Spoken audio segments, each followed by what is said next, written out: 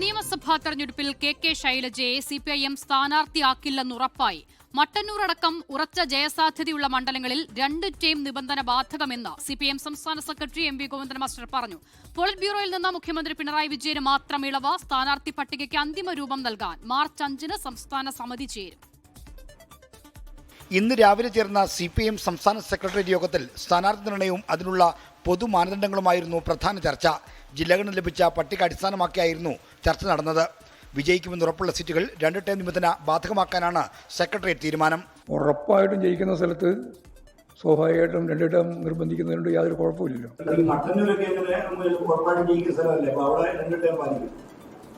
അത് ഞാൻ പറഞ്ഞില്ലേ, ഉറപ്പായി ജയിക്കുന്ന സ്ഥലത്തല്ല 2 ടേം പാലിക്കും. തിരഞ്ഞെടുപ്പിൽ മുന്നണി നയിക്കുന്ന പിണറായി വിജയൻ ധർമ്മടത്ത് നിന്ന് വീണ്ടും മത്സരിക്കും. ജില്ലാ സെക്രട്ടറിമാർക്ക് മത്സരിക്കാൻ അനുവാദമില്ല. മത്സരരംഗത്തിറങ്ങുന്നവർ ചുമതല ഒഴിയണമെന്നാണ് നിർദ്ദേശം. മുൻമന്ത്രി ജി സുധാകരനെ സ്ഥാനാർത്ഥിയായി പരിഗണിക്കുന്നുണ്ടോ എന്ന് ചോദിച്ചപ്പോൾ ഇതായിരുന്നു ഗോവിന്ദന്റെ പ്രതികരണം. ഒരു പരിഗണനയില്ല. സംസ്ഥാന സെക്രട്ടറി നിർദ്ദേശിച്ച പട്ടിക ചർച്ച ചെയ്യാൻ നാളെയും മറ്റന്നാളുമായി എല്ലാ ജില്ലാ സെക്രട്ടേറിയറ്റുകളും ചേരും. 5-ന് ചേരുന്ന സംസ്ഥാന സമിതിയിലാകും തീരുമാനം.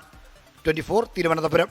ലോകത്തെവിടെയായാലും ഏത് സമയത്തും 24 വാർത്തകളും ഓഗ്മെന്റഡ് റിയാലിറ്റി പാക്കേജുകളും എക്സ്പ്ലെയിനറുകളും വിശദമായി കാണാൻ ഞങ്ങളുടെ യൂട്യൂബ് ചാനൽ നിങ്ങൾക്ക് സബ്സ്ക്രൈബ് ചെയ്യാം.